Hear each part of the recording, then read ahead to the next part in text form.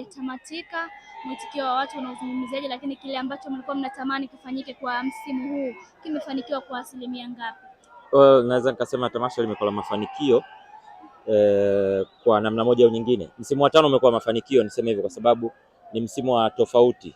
Msimu wa tofauti kwa maana ya kwamba tulikuwa na mambo mengi ya kufanya kwenye upande wa utoaji na hususan hisani. Kwa hiyo tumefanya hivyo kwa kiasi kikubwa sana. Tumetoa elimu kwa mamalishe, lakini pia tumetoa tunasema starter pack, lakini pia capital kwa mamalishe, mitaji kwa maana ya tumefanya hivyo, lakini pia tumefanya ugawaji madawati, madaftari, mabegi kwa wanafunzi. Kwa hiyo tulikuwa na sekta nyingi za kufanyia kazi kutoa. Mechi ni kilele tu cha mwisho. Kwa hiyo kwenye hayo maeneo mengine yote ambayo tuliyakusudia, ambayo tuliyatarget, tumefanikiwa kwa 100% sana. Kwa hiyo nitoe shukrani zangu za dhati sana kwa watu wote ambao wametusupport, kwa maana ya wadhamini wetu ambao wametusupport. Kwa nawashukuru sana. Lakini tamasha limekuwa na side mbili hususan tukija kwenye kilele sasa, kwa maana ya mechi ya mpira wa miguu imekuwa successful, lakini sio in a way ambayo mimi nilitaka. Kwa hiyo ni changamoto ambazo zinaweza zikawa zinatokea tu. I wish tungefanya vizuri zaidi, kwa maana ya mwitikio ungekuwa mkubwa zaidi.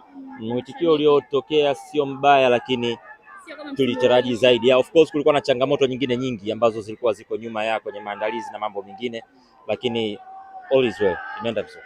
Sawa, kwenye ambavyo mmefanya vitu takriban vitatu hivi, madawati, mamalishe mmewasaidia, lakini pia bodaboda. Ni vitu ambavyo vingefanyika kwa msimu pengine miwili mbele, kimoja mngefanya. Nini hasa mlilenga msimu huu kwamba mfanye zaidi ya msimu uliopita, lakini pia muimprove kwenye utoaji?